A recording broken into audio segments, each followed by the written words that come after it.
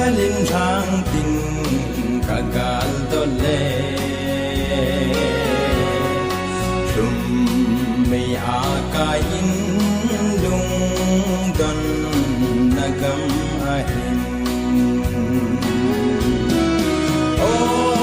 tori galum so poi lei se ai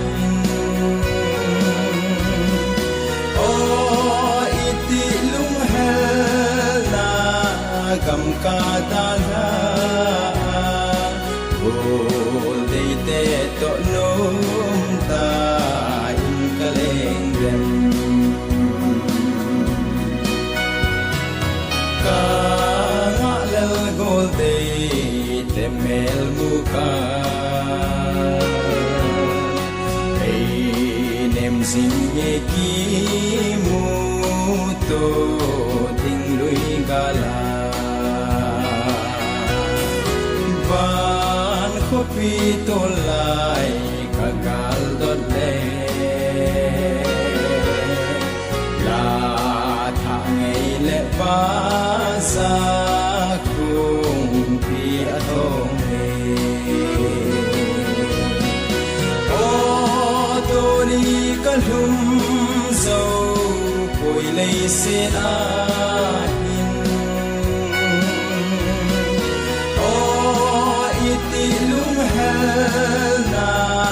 gam ka dalha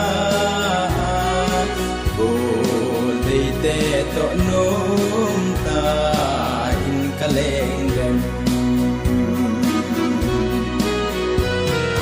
ngai chim phong ka te ban la tha ngai a choi nào là ngai in ka lung a leng se again anga na be o iti lung halung gan pul ka dau dem o to ni ka lum so poi nei se a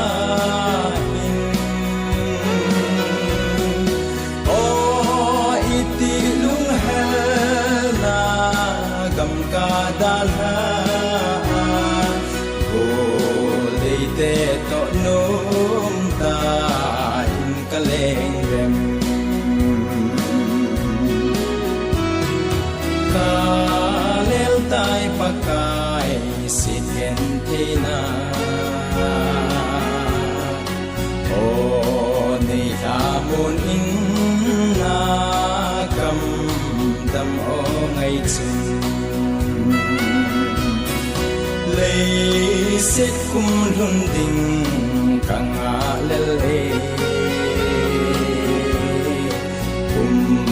lun apakai krista lim kom ding si o tori ka lum so poi lei se ai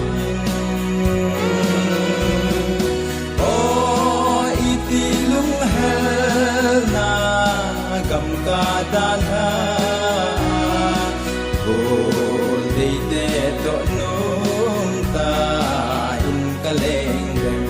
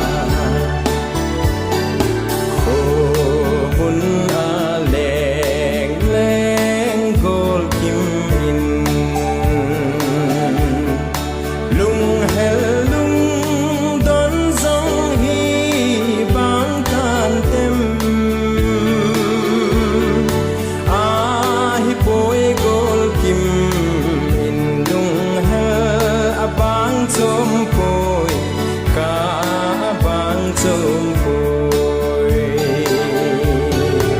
o ka gam ngai chu ba cha hoi ina bo me mi gen thei ke ma len na ding chu la na pa hoi gam ngai ka ki ne na eng tho che u te lung hel zong chung pa then mal son in dam sel chan tha ga ko mun a chun ei zong i ga len diu le da thao hi tin o ka gam ngai chu ba cha hoi na bo me mi gen thei ke ma len na ding chu la na pa hoi gam ngai ka ki ne pra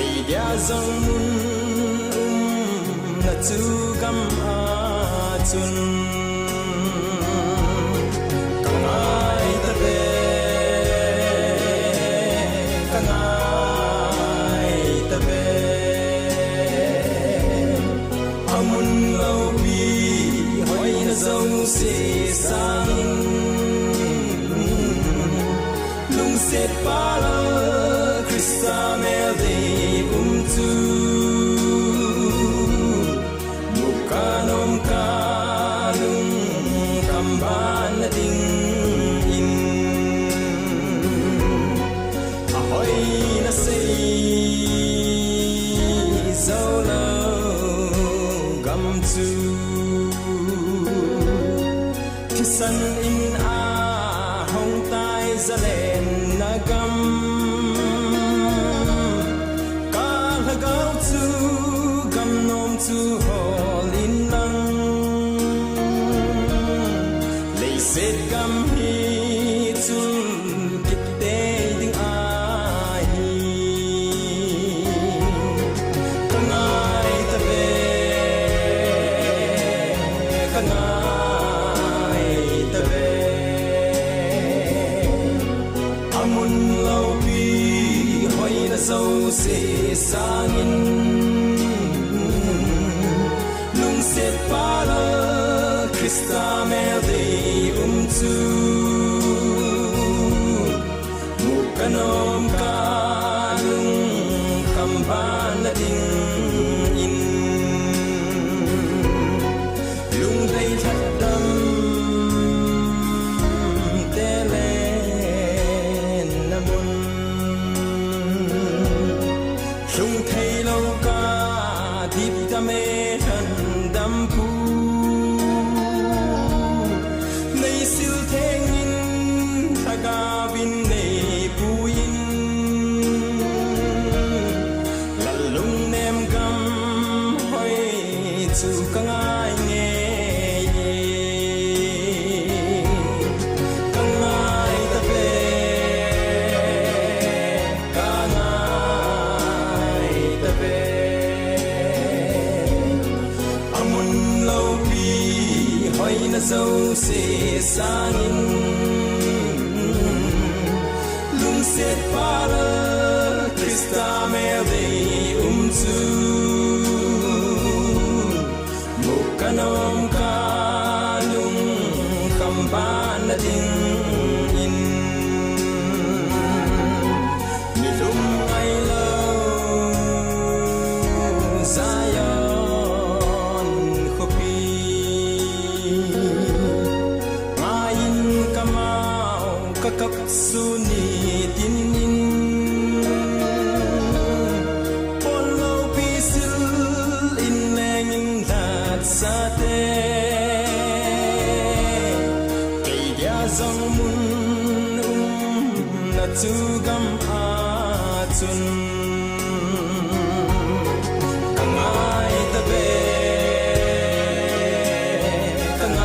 kangai ta ve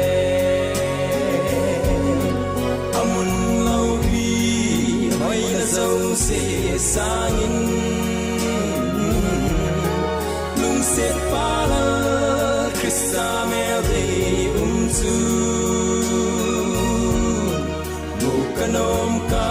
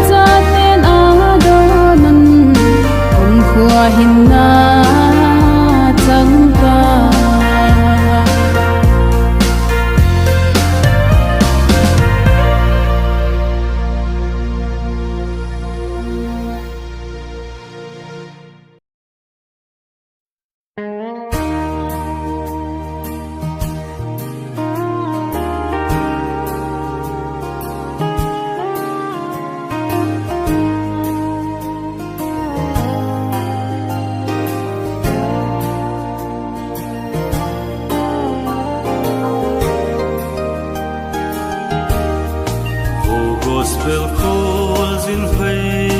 lama che ding ne hi nang mangai da dang cha sang tam pi a ta mu singa mu lo le za jing za lo hon na til bol te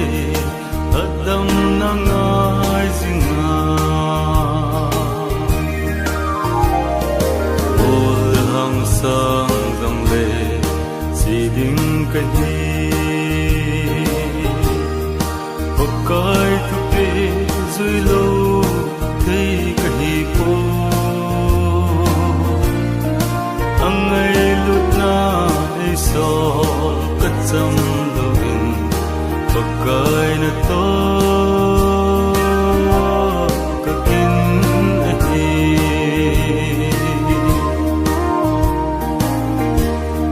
sin na so in mi sa zathim noi za Calvary so chana ni so lam he lovin God muna ding in he lung mu in se tanin at si jing wei wo gospel ko loi jin wo the hang sang dong le si ding ka hi kai tu pe zui lo thei ka hi ko angai lut na ei so ka cham lo in kai na to ka kin na hi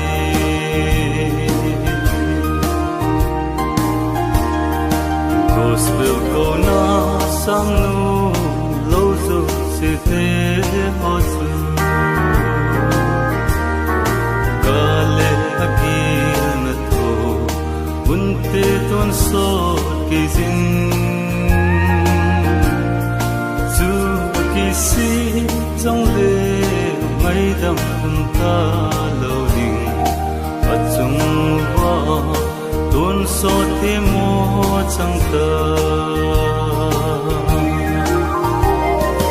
ol hang sang dong le si ding ka hi pakai tu pe zui lo thei ka hi ko angai lut na ei so ka cham lo in pakai na to ka kin a hi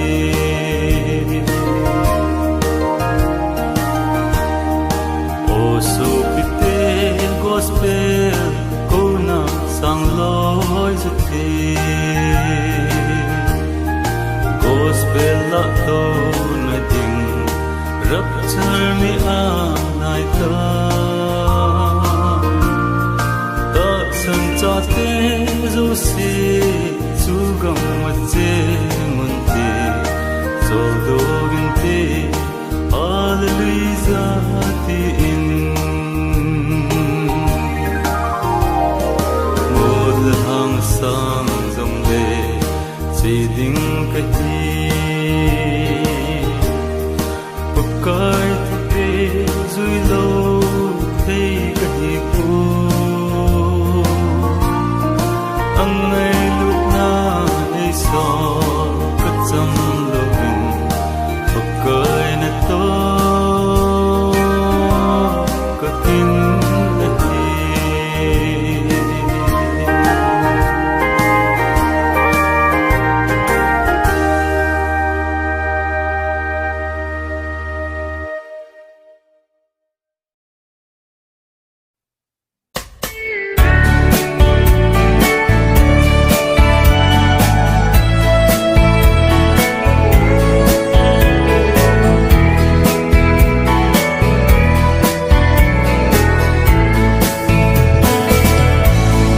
Tây ya phật thiên tam sinh sông về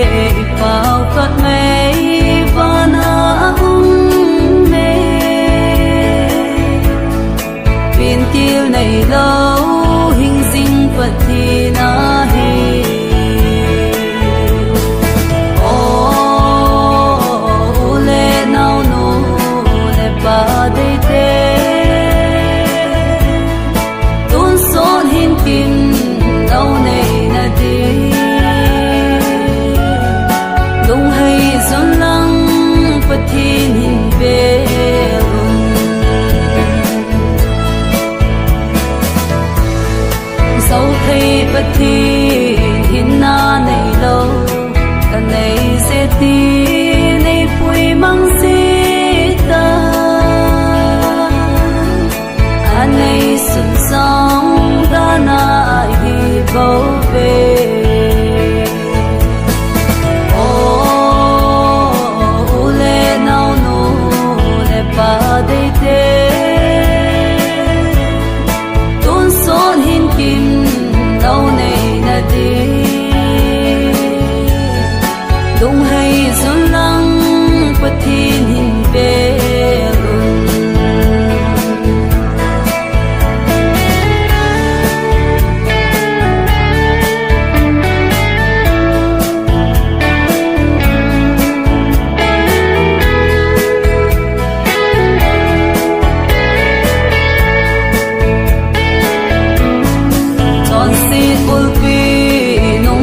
pa chun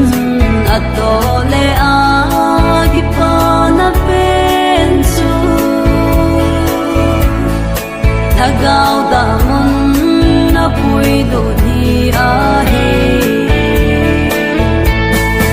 o ule nau no le pa de te tun son hin kim nau nei na di dung hay sun lang pathin hin be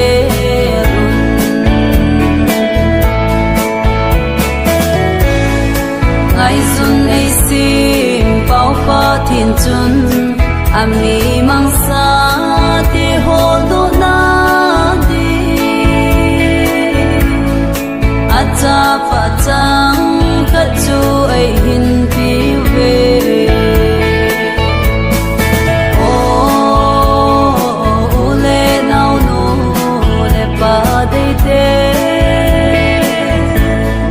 tun son hin kim nau nei na di dung hay sun lang pathin hin be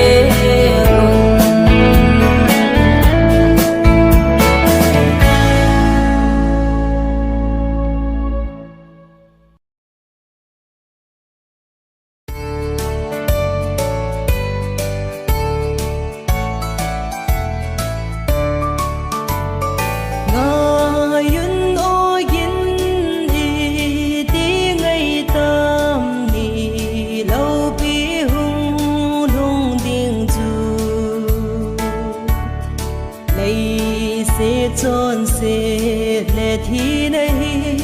cham leng hen ti na sa ve chung nong pe na lo pi pen hen chung nong pe na lo pi pen hen tin se lang da yin ngai tho cham leng hen ti na sa ve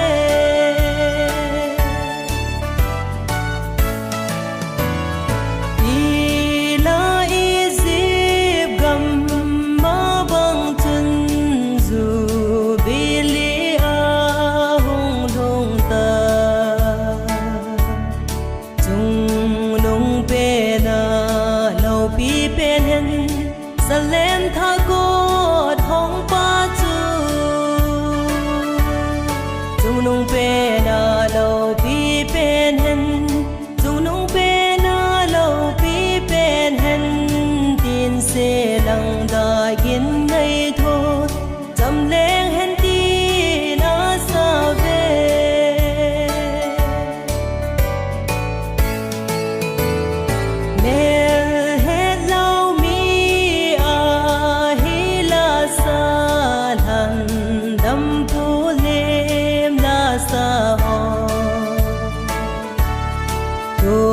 so cham lal lo pi lim non cham leng hen tin a sa ve chung nung pe na lo pi pen hen chung nung pe na lo pi pen hen tin se lang da yin ngai tho cham leng hen tin a sa ve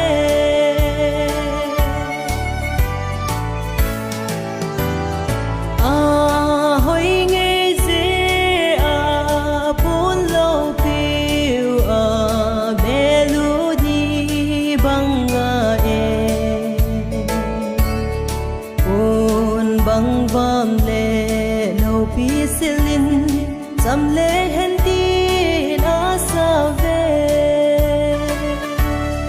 dù nông bê na lâu bi bên hẹn dù nông bê na lâu bi bên hẹn tin sẽ lặng đã yên ngày thôi dầm lê hẹn tin á sao về